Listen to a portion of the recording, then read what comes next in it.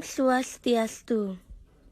Baik, pada kesempatan kali ini, kami dari kelompok 8 akan menjelaskan materi tentang akuntansi utang.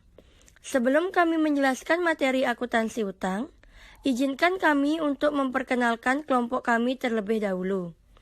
Yang pertama, Nimade Hindi dengan NIM 1917051149, dan yang kedua, Ida Royani HDBR Haloho dengan NIM 1917051051.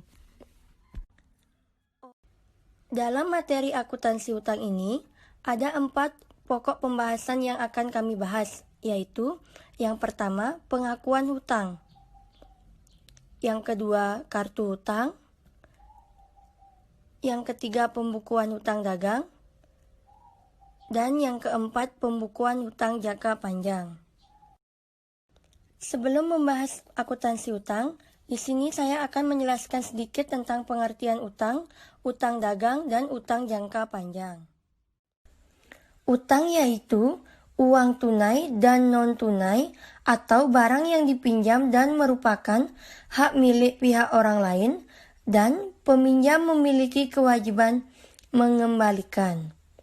Selain itu, pengertian utang dagang adalah utang jangka pendek yang harus diselesaikan dalam jangka waktu 1 tahun.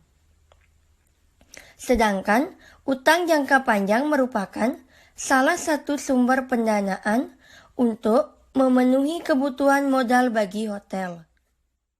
Nah, setelah kita memahami pengertian utang, utang dagang, dan utang jangka panjang, mari kita lanjut ke pokok pembahasan yang pertama, yaitu pengakuan hutang. Utang ini dapat terjadi dikarenakan hotel tidak segera menyelesaikan pembayaran untuk barang dan jasa yang didapat dari kreditur. Dengan kata lain, pembayaran akan dilakukan beberapa waktu kemudian. Utang dagang diselesaikan dalam kurun waktu setahun, sedangkan utang jangka panjang diselesaikan lebih daripada setahun. Selanjutnya adalah kartu utang. Kartu utang adalah sebuah kartu yang digunakan untuk membukukan utang atau juga tagihan setiap kreditur.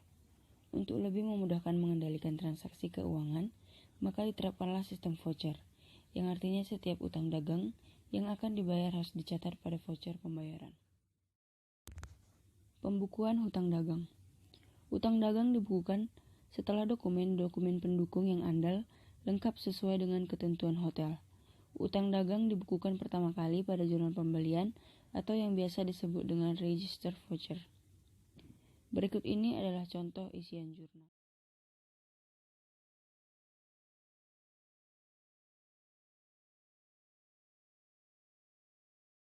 Pembukuan utang jangka panjang. Utang jangka panjang yang jatuh tempo pada periode ini dan juga bunga yang harus dibayar maka diperlakukan sebagai utang jangka pendek.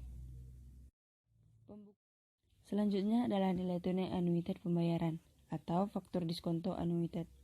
Sebagai penjelasannya dapat kita lihat pada contoh berikut ini. 100 juta dibagi dengan 3,648 sehingga akan didapat jumlah cicilan setiap tahun yang mencakup cicilan pokok pinjaman dan biaya bunga sebesar 27.740.790. Dan jika nilai tukar sekarang 100 juta, waktu jatuh tempo sama dengan 5 tahun, dan bunga per tahun 12%, maka faktor diskonto anuitas untuk 5 tahun adalah 12% sama dengan 3,648 yang didapat dari tabel bunga pada buku-buku manajemen keuangan. Pokok pinjaman sebesar dibulatkan menjadi 27.740.790. Demikian penjelasan akuntansi hutang dari kelompok 8. Kami Nimade Hindi dan Ida Royani pamit undur diri. Terima kasih.